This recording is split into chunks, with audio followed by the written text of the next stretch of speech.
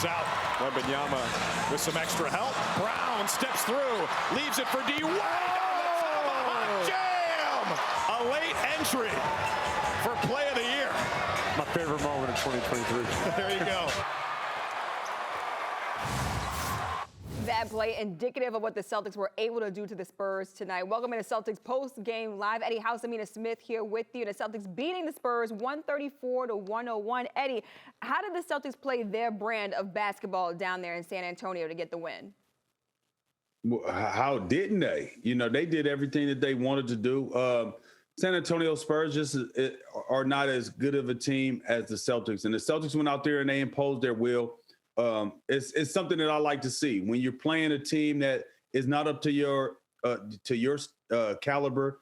They don't have the talent, that they're not able to get it done the way that you're able to do. You got to go out there and impose your will and take advantage of that. And they did that from start to finish. And it was led. Jason Tatum did his business. Jaylen Brown did his business. And Derrick White did his business. But it was just the way that they imposed their will from the beginning of the game. And Derrick White with a huge homecoming down there in San Antonio. He's with Abby Chin after this win.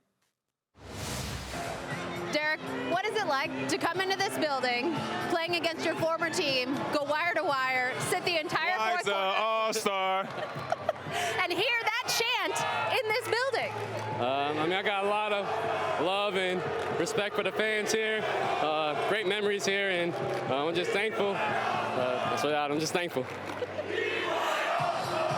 Have been a problem for this team, not as of late, and you guys outscored the Spurs 40-23. What fueled that tonight?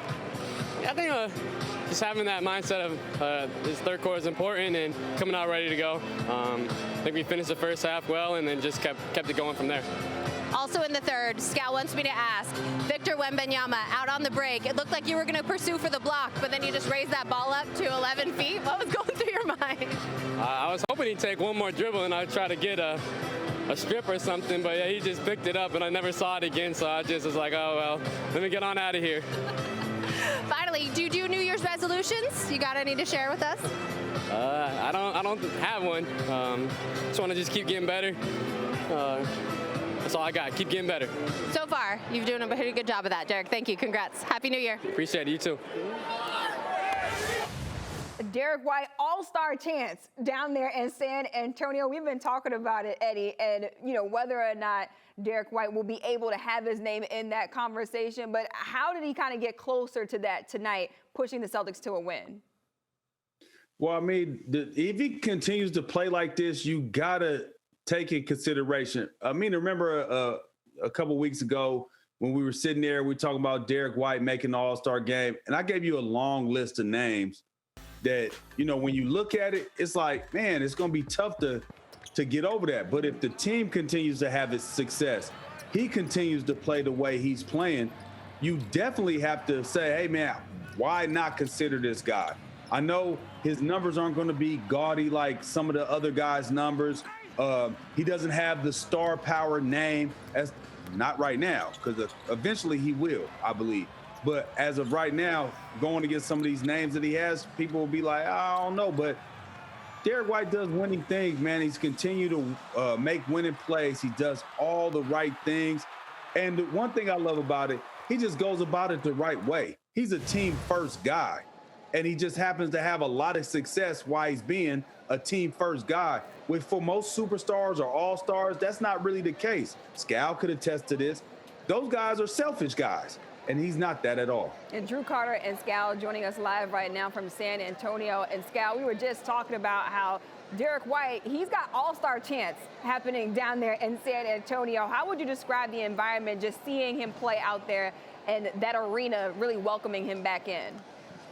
I mean, I thought Eddie was spot on. Like, he's a team guy. The San Antonio Spurs know it. The fans here know it. Like, everyone liked Derrick White here. It's not they're sad about him leaving or anything like that. They're like, they respect Derrick White. And I think we're kind of seeing this all over the place. You've seen a lot more number 9 jerseys out there. And, the conversation for him to be an all-star is going to fall on the coaches of the NBA, and they're going to have to make that decision. And, sometimes they send a message to the NBA and they say, we're going to value a guy that wins over a guy that gets buckets, but their team is 7-8 games below 500. So that's just it's not going to fall on the fans. That's just not how the NBA works. You only get 5 guys, but the assistant coaches are going to be the head coaches, assistant coaches are going to be the ones that eventually have to write him down because they have to respect what he does. Well, I was reading an article about Derrick White from a couple of years ago. It was in The Ringer. It was a great piece, and one of the questions Derrick White was asking himself after he got drafted, or after he got traded, rather, from the Spurs, because that's the team that drafted him, took a chance on him. Yeah. They trade him at the deadline in 2022, and that same question he always had asked himself as a kid came back up, which is, am I good enough? Are they going to want me, right? Because he's unrecruited out of high school, goes to cooking school. Yeah. No, wanted to be a chef. Wanted to be a chef. That's right? different. Wanted to be a chef, goes D2, has no offers, finally latches on to Colorado, and at that point, he becomes a first-round pick, but getting traded 4.5 years into your career, I think those questions are natural again, and obviously he's found an amazing home in Boston. They still love him here. Yeah, definitely still rolling. Switching gears back to the matchup, just a wide-angle view. Scal, what stood out to you about this win for the Celtics? 2 words. I'm going to pass this on to Drew. Jaylen Brown. I added 2 more in my head. I didn't say them. Jaylen. A compound word. Brown. A compound word that ends in ing. Jaylen Brown. Go ahead. Man, he's good. El Fuego. The dude doesn't miss shots anymore. Remember when Jaylen Brown used to miss shots? He doesn't do that anymore. He missed 2 field goals, I think, all night. He's plus 55% now in his last 12 games. Or he missed 4 field goals, I guess. But at one point, he was 9 of 11. Scal, it seems like the game is slowing down for him. He is playing this game at such a high level right now. Every read, every decision to score, decision to pass. And I'm being honest, I think there's even more levels to go to. How about that Dirk Nowitzki fadeaway? Jaylen, pause, Brown. Just a pause, Brown. Eddie, how can you see from the outside looking in maybe how differently Jaylen Brown is processing the game right now?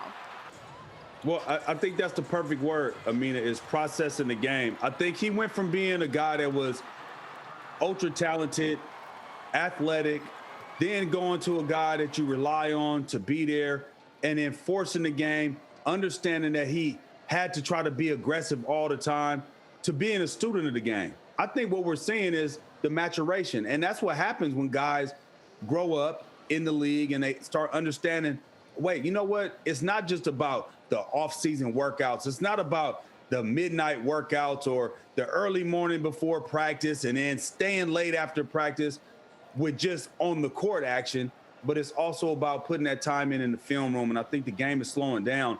And once you put in that time in the film room and the game slows down, and you also have the ability to still play fast while the game is slowing down, we're reaping the benefits of that right now. He's reaping the benefits of that right now and the work he's putting in. I think that's what we're seeing. Drew, Scal, before I let you guys go, though, Scal, I heard you and Drew talking about New Year's Eve plans in San Antonio. Yeah. What you guys got going on? No, it's for me. I know what I got going on. I'm hitting the bed, but wait, now you're saying, wait, hold on. Now you're saying in the bed, but then during the game, throughout the entire broadcast, you guys are like teasing some plans that you got. No, I mean that's all gas and plans smoke, I got, man. Plans I got. That's artificial. Not Scal. I told you in the pregame show, some people out there thirsty, and some people just go to bed. Don't point that finger at me. Eddie's making great points about Jaylen Brown. I'm like, Eddie, I love what you're saying, but I know I got to get out of here. I know somebody's going to be like, hey, I know somebody, Drew Carter. Look, I'm trying to be like Drew when I grow because I got no plans at all. I'm here hanging out and I'm going right to bed. All right, guys.